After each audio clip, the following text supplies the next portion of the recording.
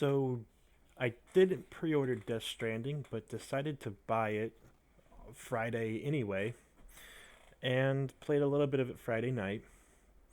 Got way more game time in on it on Saturday and today. Basically saying this first weekend the game's out. I have spent basically the entirety of my 2 days off work playing this freaking game. And why is that? Why am I having so what is this game? Because this game is really hard to explain to someone. People have been calling it a glorified walking simulator or a Amazon delivery simulator. It's really hard to describe just exactly what this game even is. But to be honest, a lot of those titles don't really do this game justice as to just exactly what it is. And what I would say it is it's basically a side quest, fetch quest game. Where imagine if the main game was just side quests. Really tedious and boring sounding, but it somehow finds a way to make it really interesting. And I believe another good way to describe this game is a triple A indie game. What I mean is that this game is way more focused on its story, on its art design and art direction, on its celebrity cameos, on its functionality with the online, where everyone's connected and working together. I shit you not. I mean, there's so many times where I probably would. I mean, if this game was not online, I would be so frustrated so often because it just expects you to do so much. The grind is way too real, but because of the online functionality, other players can do the grind for you and help you with your grind. I mean, people can just straight up put stuff in their online lockers, and they do. And you just check the online locker, the online garage, and there's just shit for you. It's like, wow, I don't have a motorcycle unlocked yet, but I don't need to craft one. I can just use this one that someone else crafted and doesn't need it anymore. How cool is that? I mean, there's so many cool things about this game. You might find a power station set up somewhere. You might find some roads that are already built for you, and it's all thanks to what your friends are doing. You might find lots of signs, warning signs, helpful signs, ropes already set up and ladders, bridges created just for you to cross over some water or something like that. All these things made by other human players. There's a certain section in chapter 3 that's really been bugging me, and it's this um, area where it's basically all rocks. It's almost impossible to drive through it, especially if you have a bigger vehicle. And I actually took the time, gathered all the materials I could, and built a road there. And I was not sure. I don't know if everyone who plays the game sees the road I built, or it's a select number of players. I don't know how it's decided what how the map works, but it seems like once you find something on the map, it stays. It never goes away. Like there's power generators made by certain players that are always there. So I feel like there's certain things that I just always have access to thanks to other players, and I don't know how it all works, but I do know that some roads in the earlier part are just all filled out already. Then there's this one random road that I did by myself, and every time it gets a like or people drive on it, it tells me, hey, some players have driven on your road, and it'll be like a whole bunch of names will pop up, be like, hey, these players, they liked your ladder, they used your road, they liked your power generator, all this stuff, and I'm like, thanks, cool, and it's this weird thing where like you're just really grateful and helpful. You're like really grateful that everyone's helping you, and then you it kind of makes you want to help other people too. At least that's been my experience, where I've been benefiting greatly off of all the favors other players have done for me, and I just kind of also do that. I just kind of also put warning signs up. I put signs up for myself. I put arrows pointing to like, hey, like go this way. If you want to find this place, go this way. Stuff like that. Trying to direct people on the right path, all sorts of cool stuff. And it's really kind of a cool thing. And there was this moment where I was doing this mission that kind of was after an emotional cutscene, and right when it started, this new facility was on the power grid, which meant I had now had access to all the things. Because when something's not on the power grid, you don't have access to everyone's like warning signs and their power generators and all that stuff. It's basically acting like you're playing the game offline. When you're online, then you have access to everything that everyone's done to help you. And so it's like after this emotional cutscene, and I'm going to my next destination. There's just like it's just flooded with all these signs of like people saying like cheering you on, saying you can do it, keep going, all stuff. And so I just went down in the middle of it, tried to get in the most middle of it I could, and put down this big happy smiley face. And it was like the game started playing this beautiful song, which I gotta say, this game's soundtrack is ridiculously good. A lot of it is done by the same band called like Low Roar or something like that. And I've never heard of them, but Kojima fucking loves them because there's so many songs by them, but their music's so cool. I'm probably going to listen to their music outside of this game after this experience because it's definitely has had an emotional connection with me. It's like whenever I listen to Nuclear from Metal Gear Solid 5, yes, I totally still have that on like a lot of my playlists. It does make me think of that game, and it makes me think of like Hideo Kojima and stuff like that.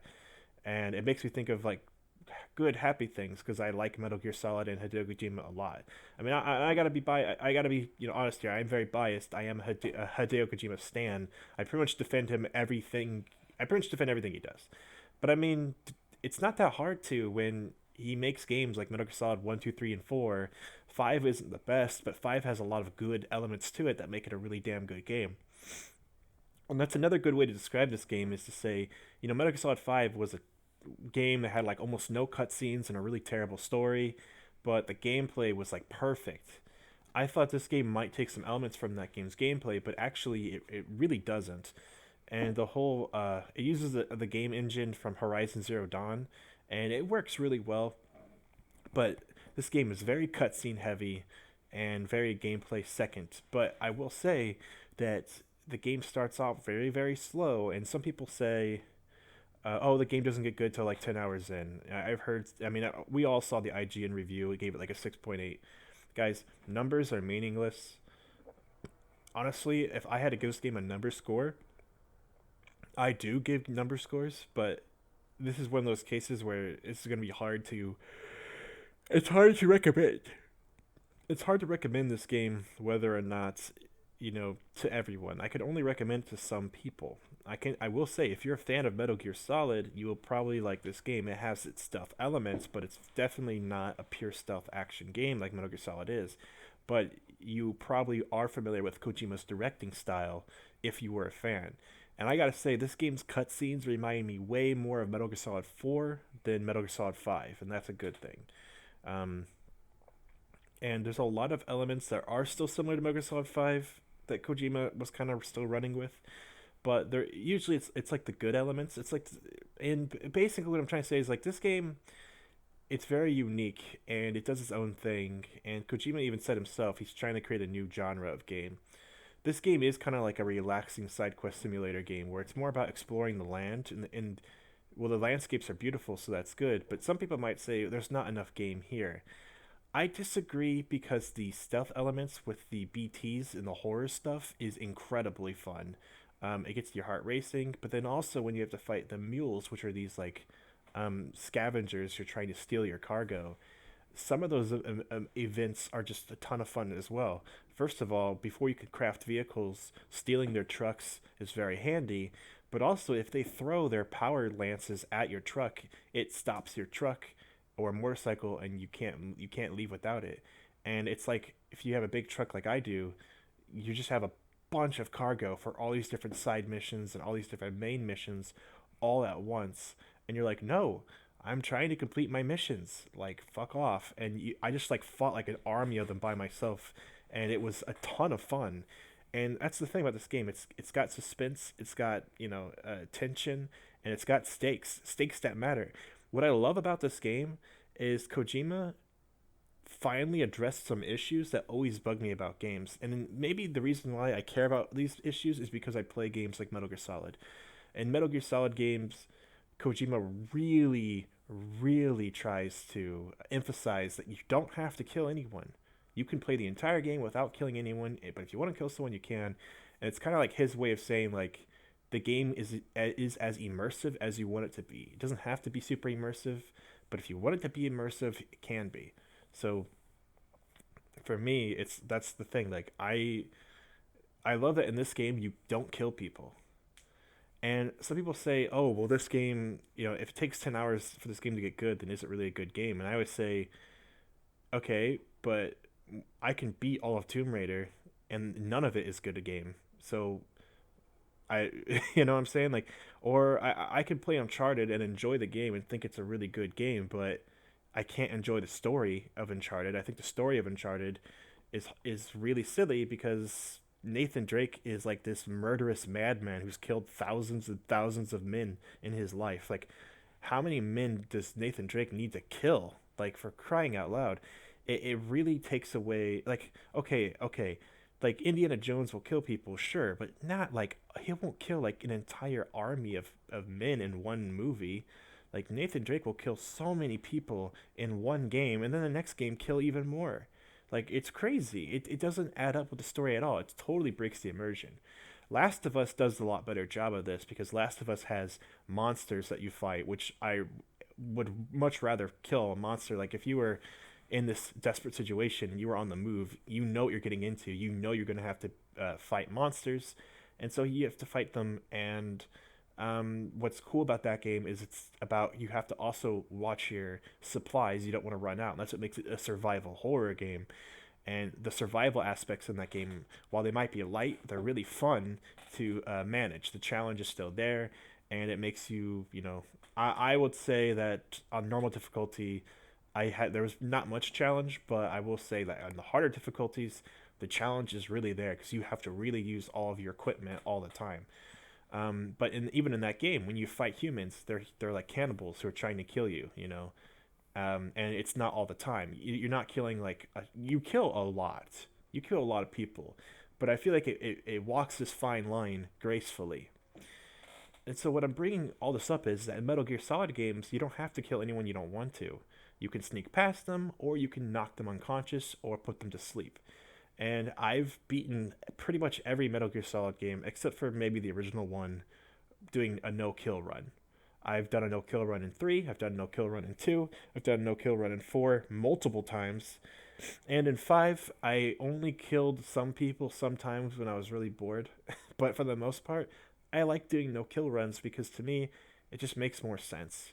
It doesn't really make sense to kill people, though I will say in Metal Gear Solid 5, you're fighting like people who aren't from your country, so it's a lot easier to justify killing them, but at the end of the day, it's sort of like a lot of these people they're just here, they're just soldiers, they're just doing what their country tells them what to do, and killing them it just feels wrong.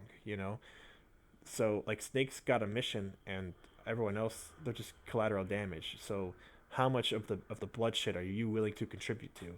And something really cool about Metal Gear Solid 3 is that there's this scene in a river where Snake is being haunted by all the people he killed throughout the game, and even the bosses will appear there. Now, I'm not saying that games need to stop being violent. I love violent games, but what I'm saying is I like when a story makes sense to include its violence. For example, if a game's based in a war, I am totally accepted. I'm going to accept the fact that you're going to kill people. Like in Call of Duty, yeah, I'm going to accept the fact that you're going to kill people. In Halo, it's a war against aliens. That's like the most acceptable. Like killing aliens is like the most okay thing you can do. Same with like Gears of War. Like in Gears of War, all that stuff makes sense because one, they're in wars, and two, some of them include non-humans. Like to me, it just makes sense for a story perspective. I'm not saying violence and killing is wrong. Well, it is wrong, but I'm not saying it's wrong in the sense of fiction, where I think that maybe people might do the same thing in real life. But I really like that in this game, they've managed to make a way to include violence still, albeit at a very small perspective, but get killing mostly out of it. The only thing you actually kill in this game, I don't even want to spoil because I didn't know that this would be a feature in the game. And when I first played it and when I first did this part of the game, I was really like impressed. I was really happy with what I saw. So I won't even go too much into Death Stranding as far as like spoilers go. But what I will say is that I think it's a stupid critique. I think it's a really stupid critique to say that this game's boring, has a slow pace, it's really slow in the beginning, or, just. I think that's all bullshit because at the end of the day, fighting people is the same objective as anything else. It's just that in this game, it's stripped down to its core of go here, do this, go here, do that, blah, blah, blah. That's all these open world games are anyway. So I don't understand the critique by IGN of to say this game's slow at first. I will say this game starts off very, very slow because there's a lot you have to learn. And once you learn one thing about the game, it seems like the game moves on to the next thing, and you start to learn more and more here and there. The pacing is actually incredibly well done, and even the slow moments that might be upsetting seem to have really good musical numbers that really help you get into the moment. And then you look around at your environment and look around at the scene, and it really captures you. And I'm not. I mean, look, this game might be a little artsy fartsy, and Kojima might be a little bit pretentious. But if you don't know that about Kojima, then I don't know what to tell you. It's hard to talk about this game as if you don't know everything about it already. This game is shrouded in mystery. It's shrouded in celebrity cameos. Like, there's like no other video game ever where you can say, oh, I'm interested in this game because of the actor. I'm interested in this game because of Norman Reedus or Mads Mikkelsen. No one ever says that about video games except for Death Stranding, because Death Stranding has a bunch of actors in it.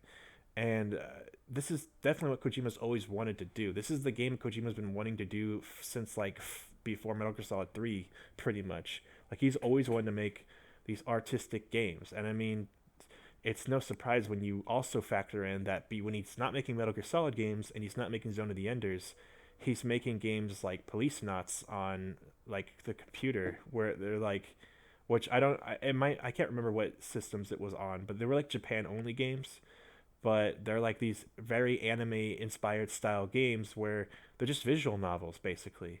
They're just like point and click visual novels, and it's more about the story than anything else. It's not about, the gameplay. Kojima always does stuff like this. He always tries to implement the gameplay to do something brand new. I mean, we saw it, the original creation of Metal Gear, the first Metal Gear, was because the MSX couldn't handle a high-end action game like Konami wanted. So he said, okay, let's make a game where it's not about shooting. You just have to sneak past people. And then he just wrote this incredible story to go with it. Like, you know what I'm saying? And that's sort of like what Kojima does. Like, he just does weird shit like this.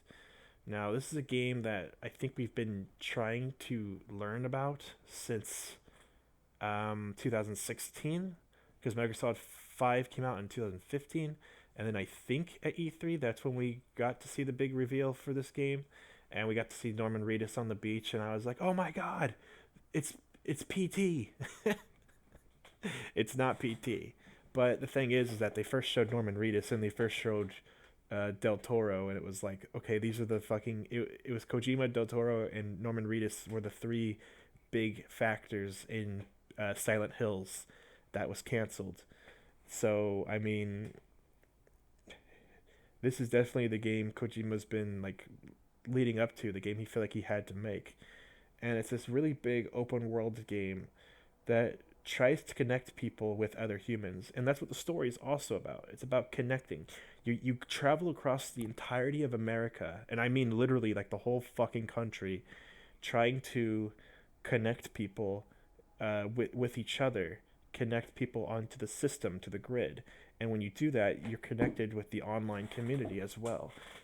It's really cool. I always actually see, like, I try to read the names and see if any of them are on my friends list, because it would be really cool. I mean, I have two friends who started the same day as me, and we've kind of all three no lifed this weekend, where we just played video games by ourselves and never left our houses. And basically, like, it's crazy this game can suck us all in like that, but the very slow build and slow progression makes it really addicting. The gameplay itself is very addicting. The Kojima has definitely figured out how to do this.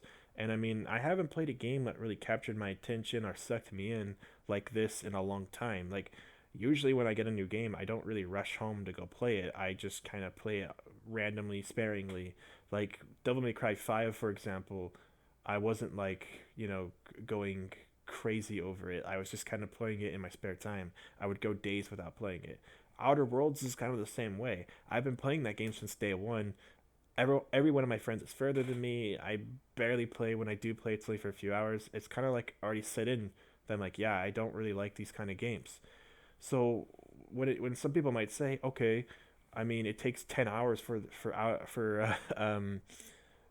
Death Stranding to get good. It's like, to me, I'm like, I play so many games and they're fun at first, and then I get bored of them, man. So Death Stranding has a very slow start, and it builds and builds and builds and builds. So I don't know. I don't know, man. I don't know.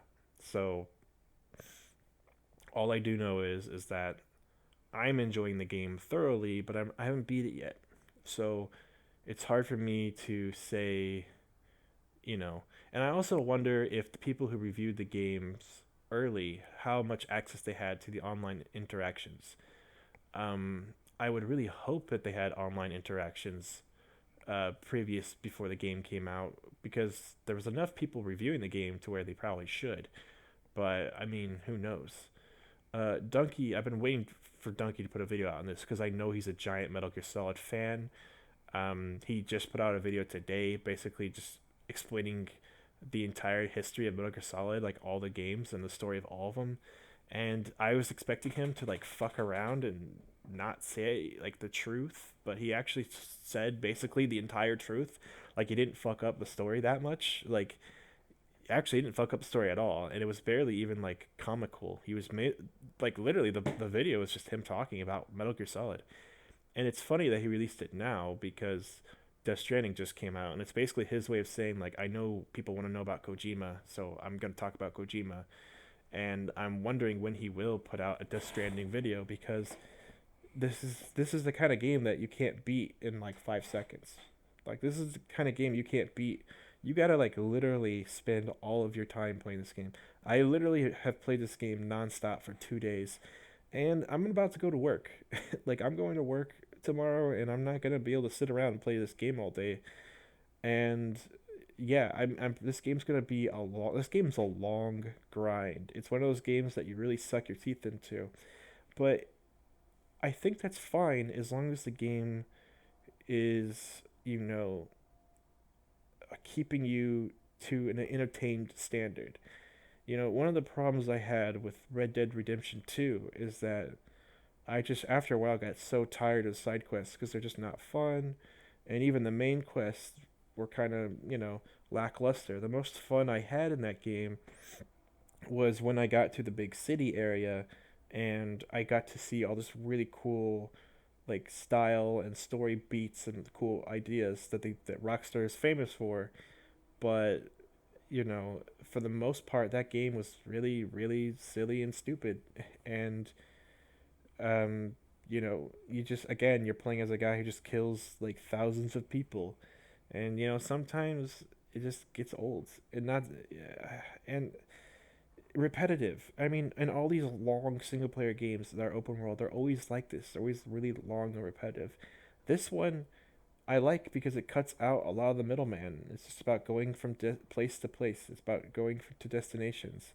And do I think Death Stranding is the best game ever? Do I think it's better than Red Dead Redemption 2 and every other game that tries to be an open world game? No, but it does a lot of things right that, for me personally, it makes it more enjoyable than a lot of other games. So when I see Death Stranding get like a 6.9, it's weird, right? Because growing up, I always hated that whenever I'd watch X Play with Adam Sessler, he would give Dynasty Warrior games like 2 out of 5 or 1 out of 5. And it was like, why? And he's like, because it's the same fucking game every time. They don't innovate. And it's like, they're literally good. Like, if you bought a random Dynasty Warriors game, you would have a good ass time. So it's weird because it's like, how do you judge games that are made for niche markets? You know? Like, how do you judge a game? How do you judge a weird, obscure third-person shooter game that's really, really Japanese, like Binary Domain, for example? I'm sure a lot of people would judge that game really poorly. In fact, if you look at the reviews for Binary Domain, I'm pretty sure they're not exactly positive. The game's kind of lampooned as mediocre. But the actual reality is that if you look at like the cult following for Binary Domain, people love this arcadey action Sega third person shooter game. It's and me personally, I love it. Like I couldn't believe the game got poor reviews. I, I, like it's sad to see, but some games are just destined to fail because it's just not what critics want. And I think when it comes to Death Stranding, that's sort of the same thing, but I can at least cut them some slack on this one because trying to recommend this game to the mass market public is kind of crazy. Like, how do you do that? How do you say this game is better than other games? Well, I can say based off my own personal taste that I do like it more than other games. I can say that. I can say off my own personal taste that I do think Death Stranding is, a really cool masterpiece, one of a kind game. But as far as like, I don't know, how do I sell this game to someone who plays Call of Duty? Well, this is when a review of where a number score is not the important part really matters. And because this is going to be a game that not everyone's going to want to buy. But in my opinion, reviewing a game with a number score shouldn't be about if the mass majority of people will enjoy the game. It's about if the game is good or bad at what it does. The reason why I say if it's good or bad at what it does is the same rule I had when I gave Cuphead a 10 out of 10, because Cuphead is the perfect example of how to do a really hard boss rush style game that's a 2D shooter. You know, if I ranked that game like it had to compete with Halo and compete with Minecraft and had to compete with games that are completely separate from that, like how do you say Stardew Valley, like how do you compare Stardew Valley to Halo, you know? Okay, well, Halo probably has more market appeal. More people will probably enjoy Halo than Stardew Valley, but does that mean Stardew Valley is only a 6 out of 10? No, Stardew Valley is probably the best game in that genre. So that's what I'm saying. And with Death Stranding, this is like a kind of a new genre. We haven't really seen something do something like this before. It's a very different kind of game. Again, it kind of reminds me of a AAA indie game. It's definitely super fucking artistic.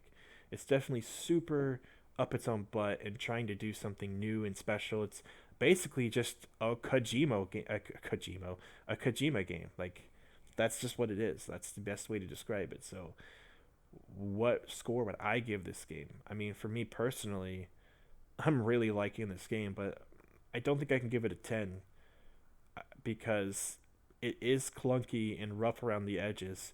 It is a little bit up its own butt, and it is very, very much so a game about delivering packages back and forth. And it basically is a game about everything I hate about modern games in some sense, but it just happens to nail it. It just happens to do these elements so good that it becomes really enjoyable. And the online features of the game really win me over. The story and the characters really win me over. The fact that this game's really cutscene heavy again, like Metal Gear Solid 4 and 3, where like yes, thank you. I want Kojima to have cutscene heavy games. Like this game's very cinematic. It's very beautiful. It makes me feel emotions. It makes me happy. Um, it's challenging. It's kind of dark in some senses. It's mysterious. It some my friend he played it the day it came out before I played it because I bought it Friday night, which was the night it came out. And he told me it's like watching a really really well done like a show. It's like a really well done show on HBO or Netflix or something. And I was like, "Damn, that I don't even know if that like sounds like something I want, but it seems cool. Like I'm glad the story is good at least."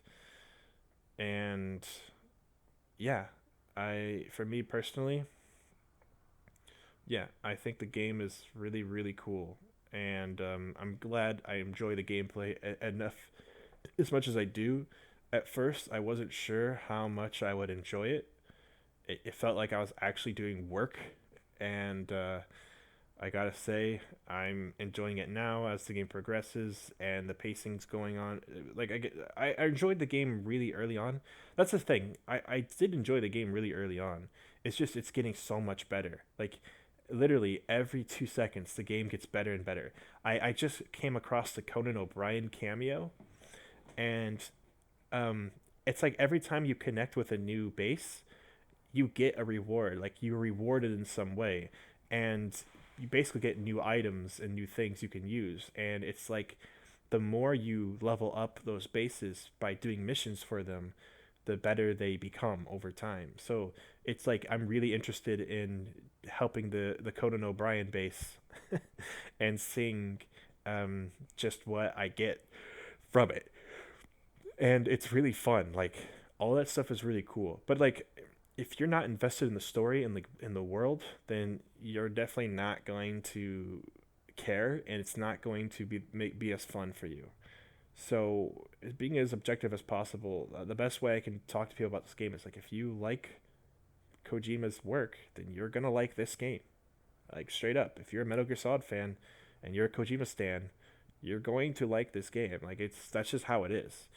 But there's a lot of people who are interested in this game who don't play Metal Gear Solid games because they don't like stealth games. Well, this game has stealth and horror elements, and the horror elements are very stealth inspired. Kojima thinks that games don't have to be super violent and gory and about killing. He thinks that you can make a game that is more grounded in reality, where you don't have to make such harsh decisions. He even put in ideas where like your character can't die. Like if he dies, he can come back because he has a connection to like a mystical spiritual world. Because in Death Stranding, the dead are constantly fucking with the world, and whenever someone dies, they have to burn the corpse, or else the dead will come and and fuck things up. And what's cool about this game is like there's a lot of mysticism to it as well. It's really strange kind of game where he talks about things like souls and the afterlife as if they're literal and real, but at the same time he makes it work in a way where it's still metaphorical. And if this sounds like basically what Kojima does, that's because this is what Kojima does. So it's kind of like it's hard to explain. This game is really story heavy and really crazy with its story, which a lot of people love about Metal Gear Solid. But the problem about Metal Gear Solid is that it has a stealth game attached to it that turns people off. You have to be good at the game in order to enjoy the really cool aspects of the game. And that can be kind of a turnoff for people. A game needs to be accessible. So this is a game I think will be way, way, way more accessible story wise. But again, it's hard to recommend to people. I still can't even tell how to recommend this to people, how to talk about this with people or anything, because this game is so unique. It's so different from anything else. Does that make it a really damn good game? Well, it makes it a unique experience. But, when I think about it, am I going to replay this game? Probably not. This game is really, really long. It's really, really drawn out. You definitely are going on a journey. But you know what? In my opinion, that's because this game is about starting from very little and pressing on and moving forward. And I don't really want to look back with this game, which is kind of crazy because how do you justify $60 for a game like this when I'm straight up saying, "Hey, it's a single player game and I don't think there's much replay value with it." Well, luckily the game is so long that you probably will gain a lot of value from it, but sometimes guys, you have to judge a game by its emotional value. Like for example, I think Bayonetta 2 is a perfect 10 out of 10 game, and I don't care that it's I can beat it in like 4 hours in one day, and that I beat the game twice in one day. The fact that I can beat the game twice in one day and I am not sick of it should show you everything you need to know about why the game's fun and why I love the game so much. I love everything about Bayonetta 2. I love its story, I love its characters, but I love its gameplay, and I love its unlockables, and I love its replayability. So to me, that game was totally worth it. Other games like Star Fox Zero as well. Some people, I don't think the game's a 10 out of 10 by any means, but some people really fucking hate that game. I think Star Fox Zero is phenomenal and super fun. And to me, I don't care that it's like you can beat it in 4 hours. Like, I don't care if you can beat a game in 4 hours or not. If the game is a good game, it resonated with me and made me feel happy emotions. And when I think about these games and these characters, I'm happy. Then I'm happy. Like, I don't really have much connection to Star Fox. I had Star Fox on Super Nintendo, and I played my friend's Star Fox 64 game. And I have to agree, Star Fox 64 is a phenomenal game. It's amazing. It's no wonder Nintendo keeps recreating it. But Star Fox Zero, I think, improved the franchise and took things in a good direction. And while some people might hate Star Fox Zero, it makes me like Fox and Falco and Wolf so much more. It makes me like characters like Peppy and Slippy. It makes me like the Star Fox world. I don't like Star Fox Adventures or anything like that, so I didn't really care much about the Star Fox characters. Now I actually do. I actually really like Star Fox characters to the point where when Nintendo released that Star Fox anime, I really wanted them to keep making more. Not only that, but when they appeared in that Starlinks game, I watched the cutscenes that featured the Star Fox characters, and I noticed that everyone playing the game were just playing the game as Star Fox, and it made me want to do the same. It made me want to just play the game as Star Fox. It made me just want to buy the game just to play as Star Fox. And why I'm bringing this up is because with this game, I'm having a blast. I'm so happy that my two friends who also bought this game day one are just communicating with me constantly. We're just always messaging each other, just being like, dude, we gotta talk about this. We gotta talk about this game, and it's a blast. And that's one of these things. This is a game that brings people together online, but I think it'll bring people together in friend groups who have also played the game because it's such a impactful game. That's the thing. And so when I'm say like sometimes in a review score, you guys gotta not think about like your money's worth, or you have to justify your money's worth for a game with its impact on your life. You know, does this game, how does this game add an impact to your life, to your future, to your psyche, to your thoughts, to your ideas, to your well-being? Like a game like Persona. Why do I think Persona is so good? Persona 4 and 5 changed the way I perceive things. You know how important, like how crazy that is to say that a video game, same with Mass Effect 1 and 2, like those games changed the way I perceived people.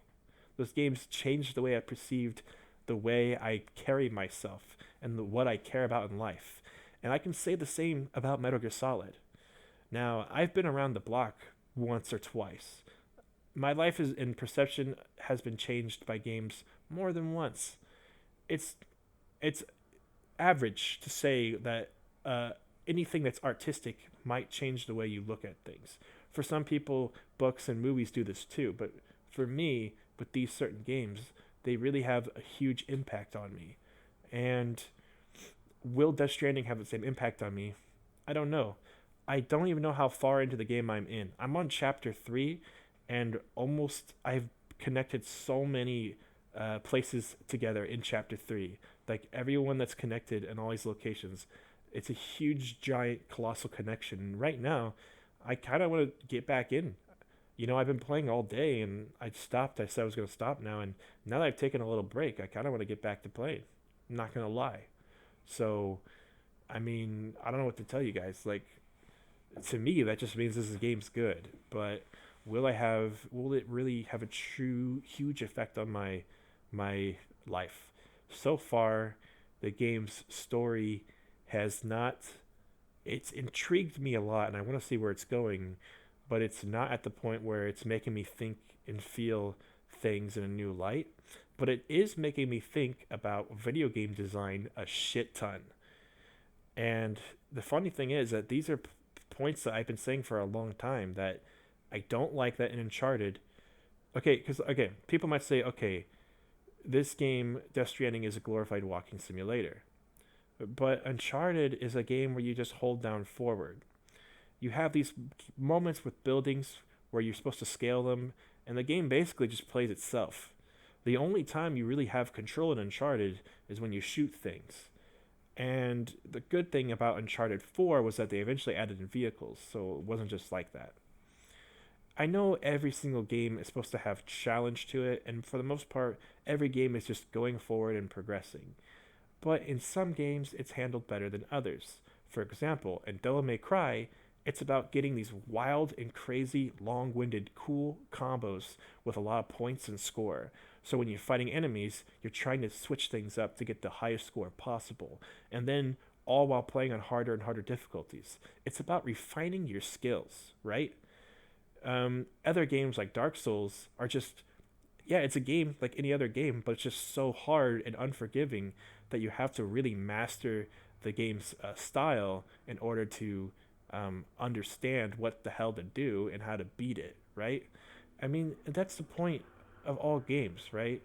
Like, I remember there was a review by Polygon once that said, it wasn't a review, they were talking about Rock Band 4, and they said they weren't interested in Rock Band, and they were just here.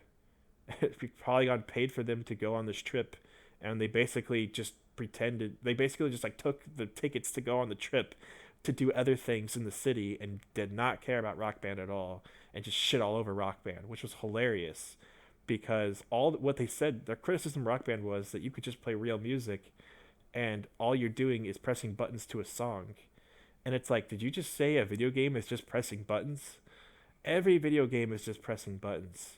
How dumb are you? Like, of course, Rock Band is just pressing buttons. But it's about the experience of pressing the fucking buttons.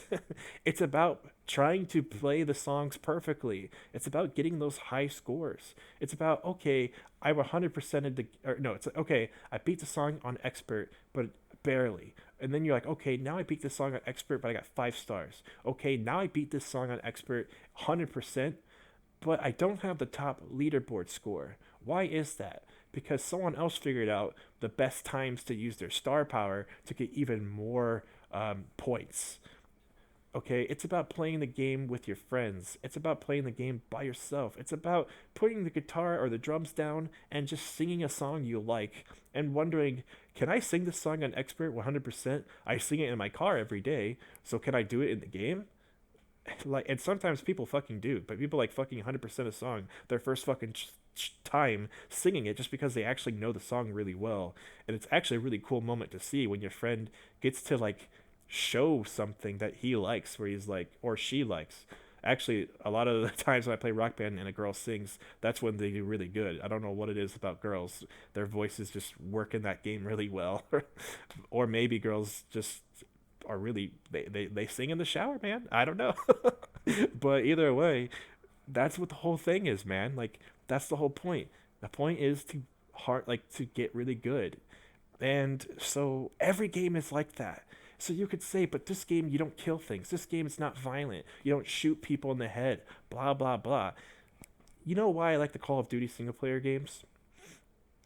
Because in Call of Duty 2, in the original one on PC, and all the way to 4, and even Black Ops to some extent, and World at War to some extent, the games are not just about shooting things. Yes, of course they are, but it's also about what you have to do on top of that. It's also about these really cool action set pieces, but it's also about the high stressful situations they put you in, where the maps are laid out a certain way, or what you have to do is you have to do something on a time limit or something like that. Or if for this segment you need to snipe people, for this segment you need to plant claymores all around and use your survival instinct abilities and keep everyone off you and survive for a certain amount of time. Stuff like that is how you make a game have a good pacing and make it a lot of fun. So when it comes to like certain games, like again, like Uncharted, where I do like Uncharted 4.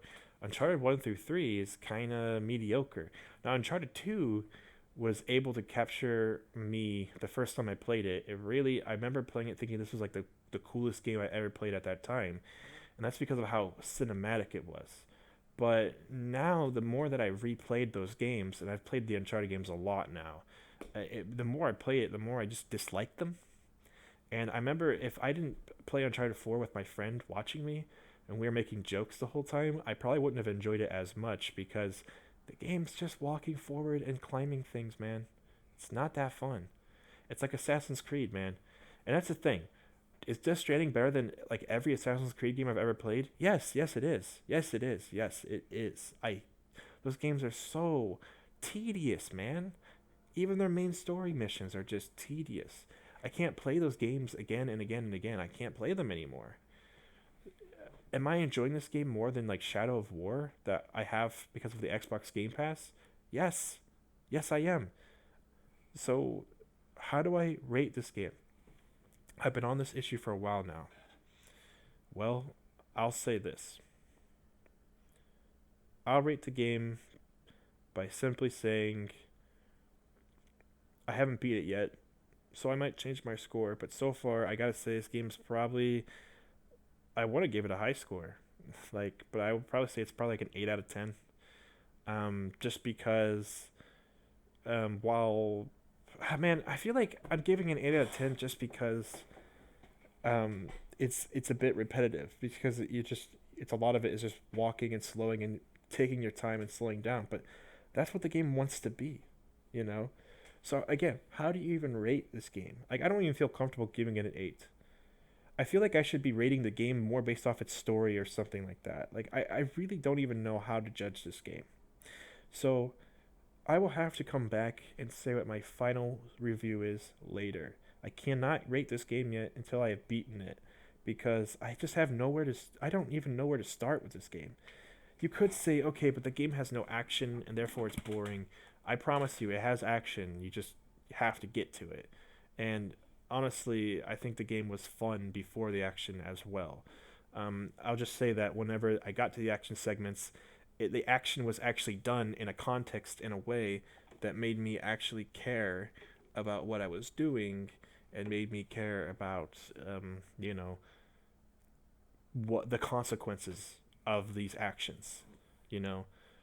Um, so yeah, I don't know. It's really hard to describe this game. It's really a different kind of game.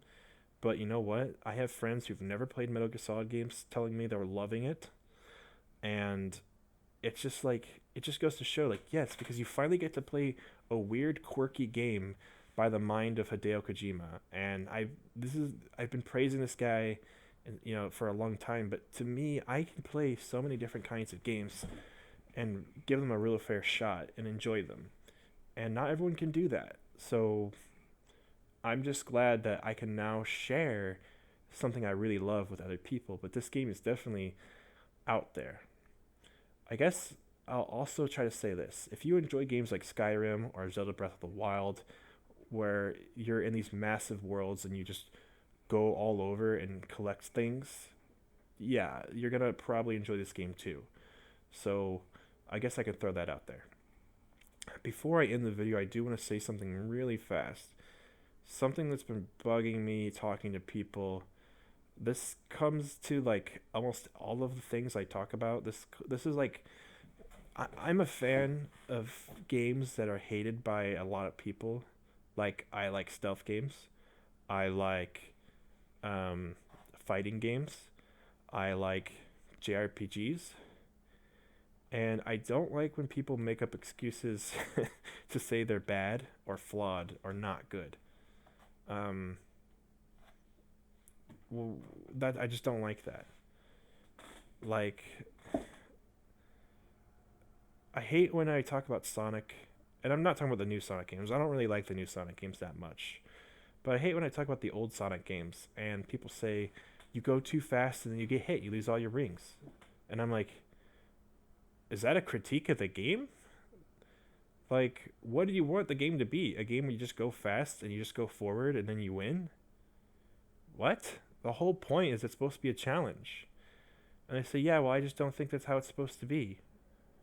What? Then don't play the game.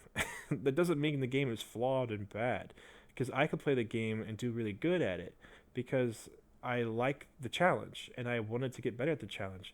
I liked Sonic a lot when I was a little kid, and I didn't understand why. I just kind of liked him a lot.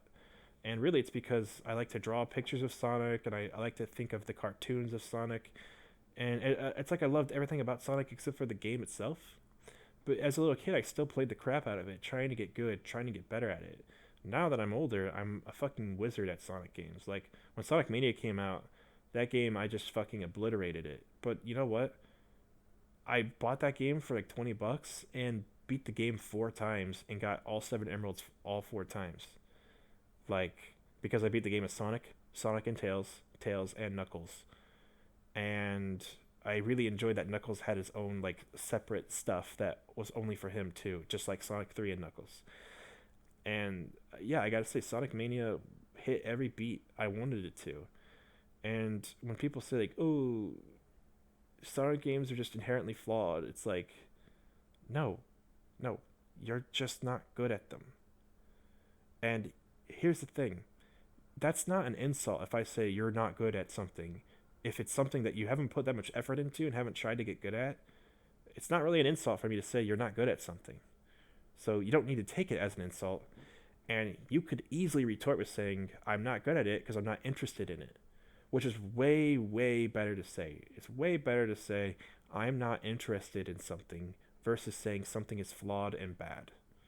Now, the reason why I bring this up is because obviously this argument about Sonic existed forever, but it happens with fighting games too, whether it be if I'm talking about Street Fighter or Tekken or Marvel vs. Capcom and Dragon Ball Fighters or even Smash Bros. There's always people who try to tell me how they know everything about the games and they don't know anything about the games. And they say, "Oh, I understand. Don't worry. I understand perfectly." But they don't understand anything. They don't understand like the basic fundamentals of the game. They don't understand the community. They don't understand why people play the games. But then they say they understand, and then they try to say their critiques and flaws with the games. And this is where it gets to this weird point where we're talking about subjective things versus objective things. Like is it subjective to say that Street Fighter 2 for example is like one of the best fighting games ever because of blah blah blah? Is it a subjective opinion? Yeah, it probably is. If you say like this is if something's your favorite game for like whatever reason, but the reasons also matter. Like if your reason for liking a Street Fighter Alpha for more than Street Fighter 3 is because you like the Alpha Supers, that's when it becomes kind of subjective because it's like okay, the alpha counters and alpha supers and whatever are cool, but Street Fighter 3 has the parries and all that stuff. Street Fighter, but if you say, okay, but I like Street Fighter 3 more because of the art style, or you say, okay, but I like Street Fighter Alpha more because of the characters. I like the characters more in Street Fighter Alpha because it's got Sakura and it's got Dan and it's got all these cool characters that have become mainstays. And Street Fighter 3 doesn't really have them. Street Fighter 3 has like lackluster characters, and there's no Guile. It's got a new guy or whatever. Chun Li wasn't even added in until Third Strike. All this stuff, and it's like, yeah, but that stuff is kind of subjective. Um, you know, but then it comes down to like objective opinions, right? How do you even determine what opinions are objective about a game? That it's so tricky to try to say, but like you can at least say something like an objective opinion is something like okay, the all the elements of Street Fighter 3 make it a well-oiled machine. All the elements of Street Fighter Alpha make it a well-oiled machine. They're kind of different. They kind of go for different things. So when you say one is better than the other, that's when it becomes kind of more of a subjective opinion. But when you say something like, um, you know, hey, this game works well because these elements all flow together and nothing feels out of order, that's kind of an objective opinion. And then you might say, okay, well, then how do we ever talk about games if we're just describing what's on the back of the box? That's not a real review. People need to know these things. And I think that is a subjective opinion that you need to that reviews need to mention your own personal taste in something. I don't think it really matters or it's that necessary to bring up your own personal taste in a certain game when you should just be talking about why the game works well and how the elements flow together nicely so that way people can decide for themselves what they think of the game. because it's more, to me, it would be more important. Like, I wouldn't want to see a reviewer shit all over a game because he doesn't think Metal Gear Solid is a true stealth game because it's got these forced boss mechanics and you can't do a true ghost run because you have to kill the bosses. You see that I I'm not gonna say who he is, but he knows who he is. This guy who fucking hates Metal Gear Solid. He says Metal Gear Solid games are like the worst games of all time, and I'm sure he's shitting all over Death Stranding now too. Um, but in my opinion, it's a huge disservice to say that game is bad because of that fucking one element that you care about. So and then you say, okay, and then I say, well, I don't think it's a good review, and then people always cry, oh, but it's my subjective opinion. It's my subjective opinion. Yeah, well, I don't think it's a good review. That's my subjective opinion. It's my subjective opinion. It's a shitty review, and a good review would focus more on what the game, how the game is flawed. If you want to say a game is bad, then tell me how it doesn't, how it's terrible and unenjoyable, because I do think there's a difference between a game like Army of Two and Gears of War. Gears of War is a way more polished, oiled machine compared to Army of Two, which is a little bit more sloppy and clunky. And are they both fun? Yes. Do I enjoy both? Yes. But one is way better than the other. And that's because of the attention to detail and care that went into Gears of War. And so for me, I can clearly, I think that's really important. I don't want to hear how Army of Two is good because it does one weird random thing that speaks to you and therefore makes it better than Gears of War, which is like a boring, slow game or whatever. No, that's not the way I see things. I I disagree with that point of view completely.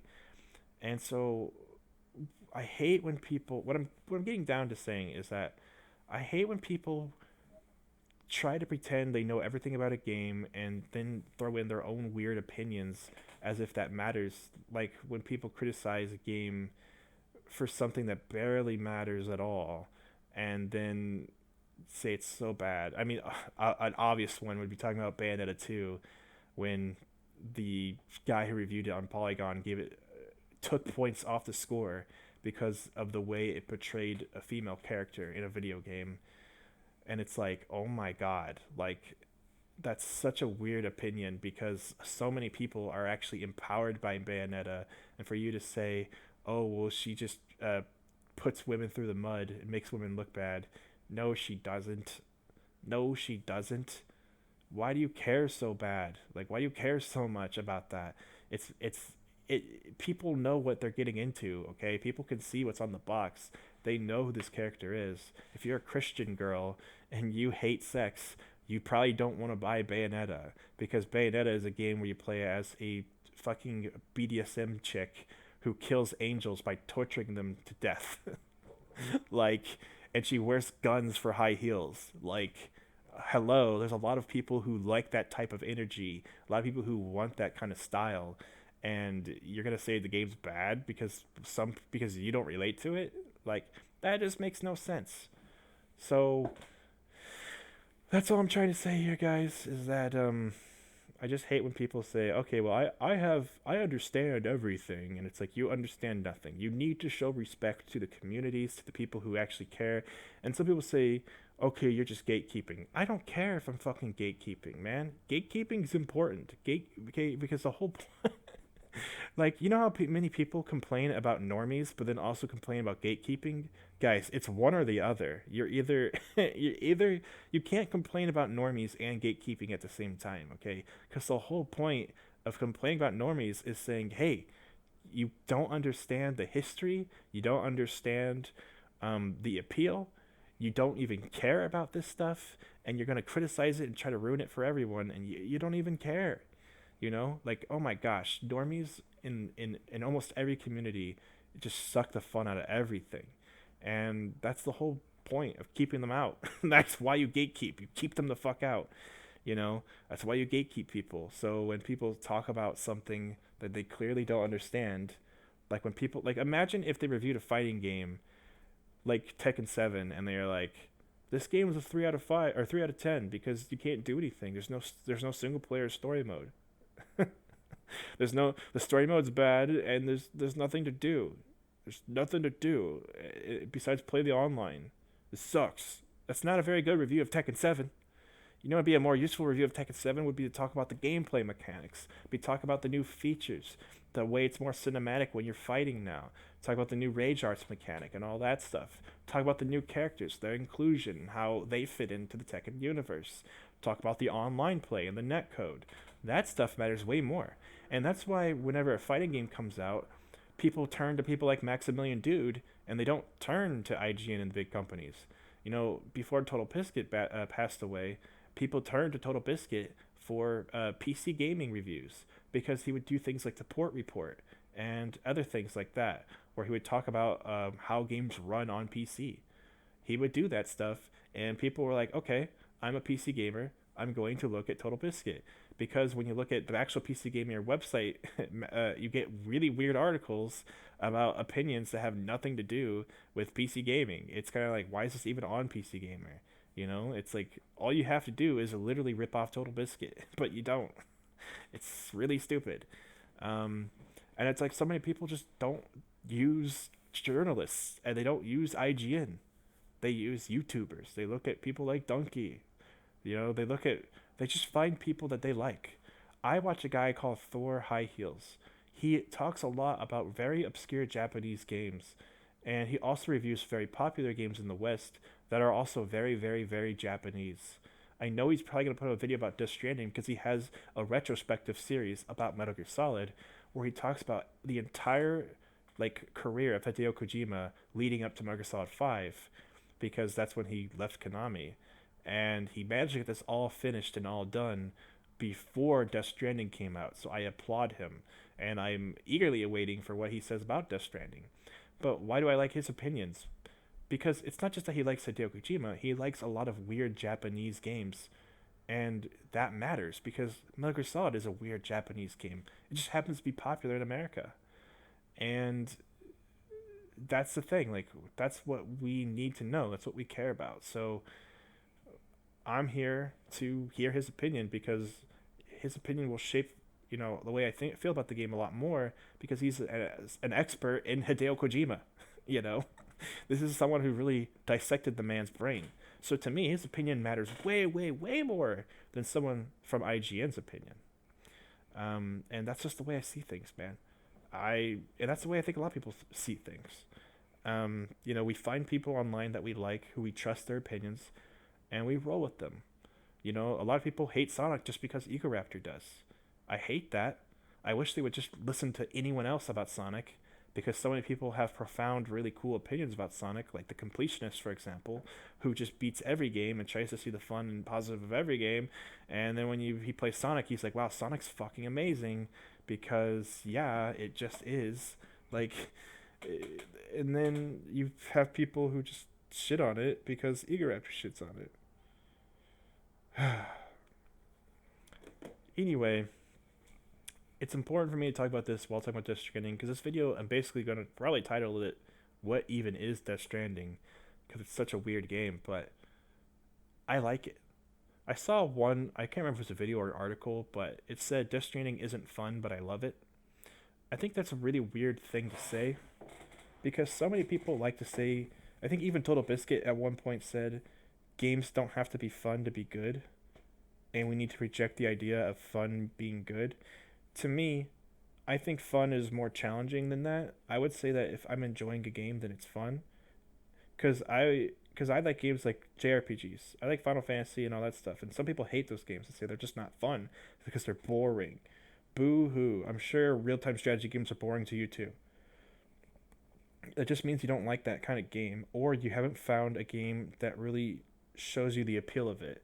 You know, it's really easy to hate JRPGs right now, but imagine growing up when the Super Nintendo was the most popular console, because the most popular genre at the time were JRPGs, because they really benefited from the limitations of the Super Nintendo. You were able to tell these really big, grand stories and show these really cool fight scenes thanks to RPGs and people using their imagination. It's really ironic that people shit on JRPGs and then they also talk about things like D&D being really cool because D&D is really cool right now. If you don't like JRPGs, you're not going to fucking like D&D because JRPGs are just D&D. You just you just hit attack and then roll the dice. That's the fucking game. So when people say, "Oh, duh, I don't like it," it's I don't know how you don't like it. That's the whole point. Is you're playing D&D, and a lot of the times, um, games that have real time action, or they're literally almost the exact same as turn based because you're just mashing attack. Um, I'm talking about RPGs. I'm not talking about hack and slash games. But in RPGs with real time action, you just like mashing attack and seeing what numbers come up, and it's like, wow, I'd rather not mindlessly mash attack, and I'd rather use strategy in a JRPG. That's all I'm saying. That's all I'm saying. Um, I'm saying I prefer JRPGs with turn-based combat way more over other games. But again, like I'm saying, it's really easy to hate JRPGs right now if you didn't play them on the Super Nintendo, because holy shit, there hasn't been a good one in a long time besides Persona. Persona, a lot of people are. It's amazing. A lot of people say they hate JRPGs and hate anime shit, and they really enjoy Persona 5. They say Persona 5 is the one game that brought them into this genre.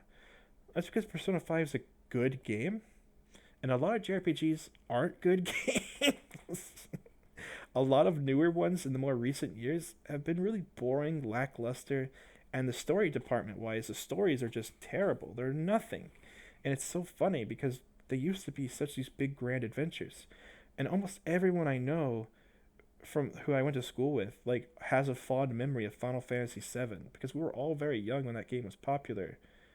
And it's so funny that so many of them enjoy Final Fantasy VII, but then so many of my other people, friends and people I know, don't like Final Fantasy VII because they like, um, you know, they like Skyrim or something, and they don't want to play Final Fantasy VII because they don't like turn-based combat.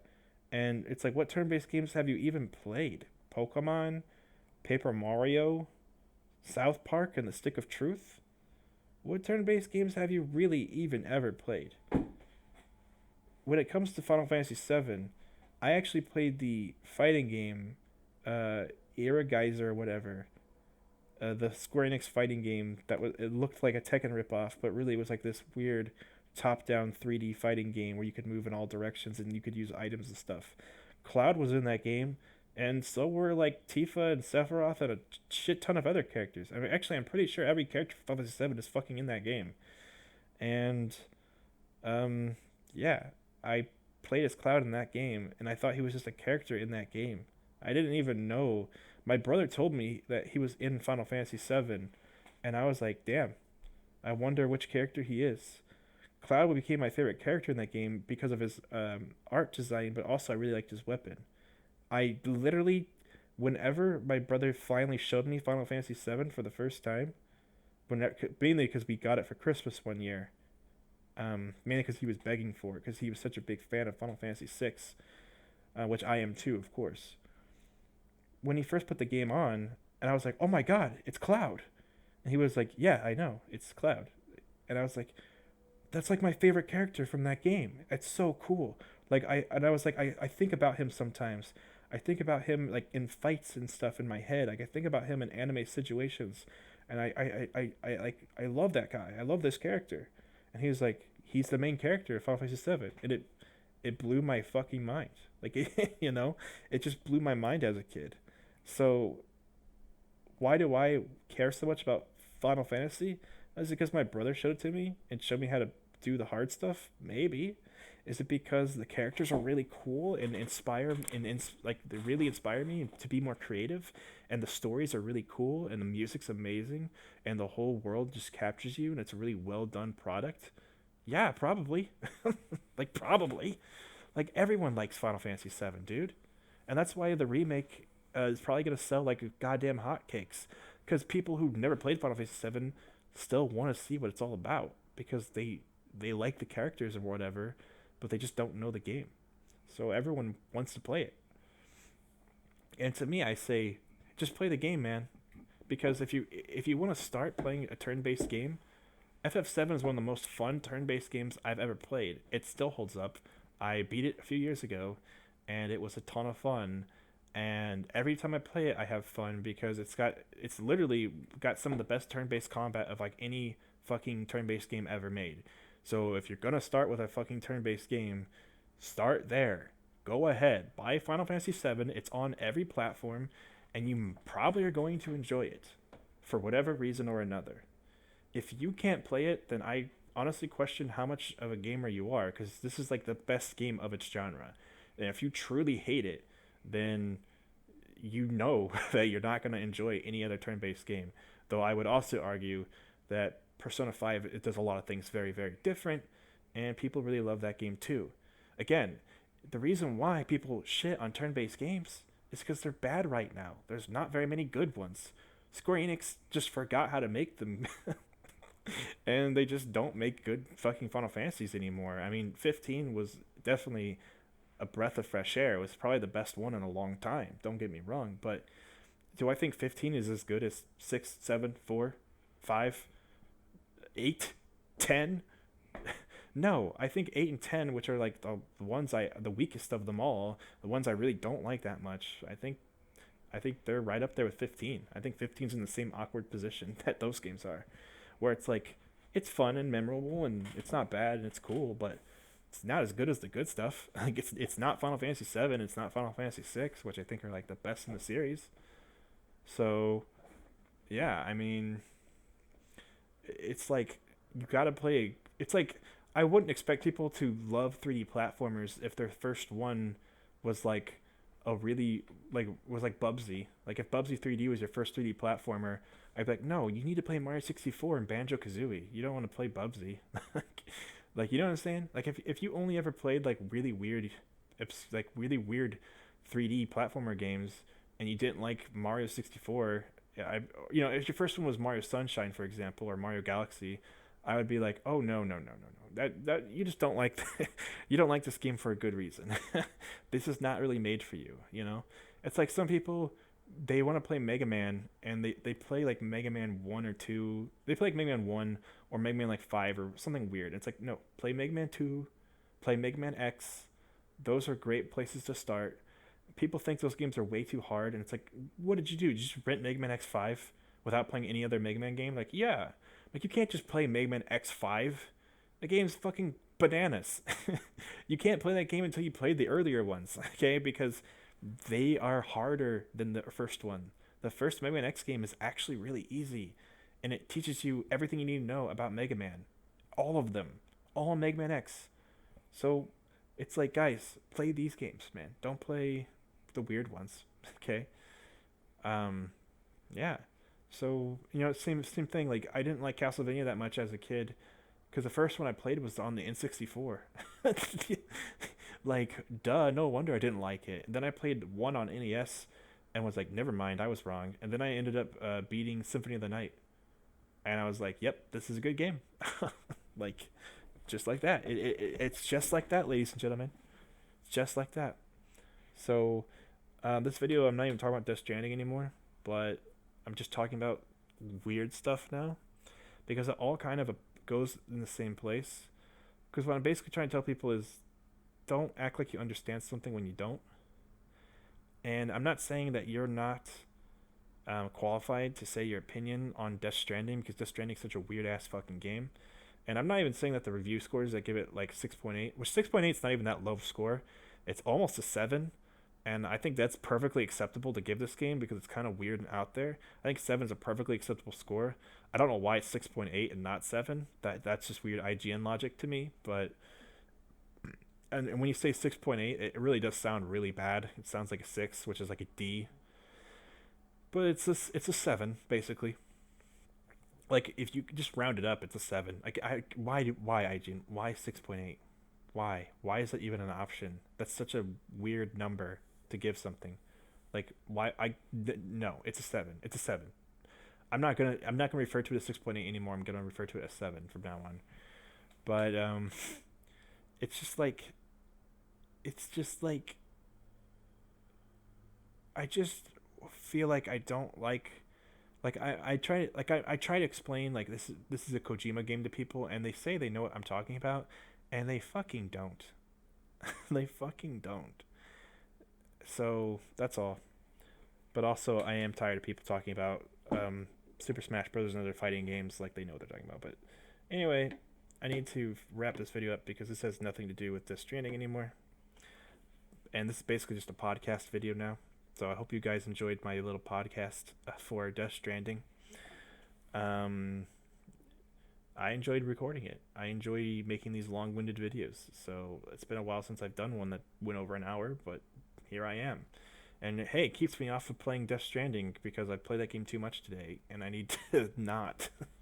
So yeah, but I'm probably gonna play a little bit more before I go to bed, and that's a good thing because this game's a lot of fun. So that's my first impression of Death Stranding. I'm fucking loving it so far. I'm hoping it ends well. Yeah, so I'm gonna end the video here, and I'll see you guys on the next one.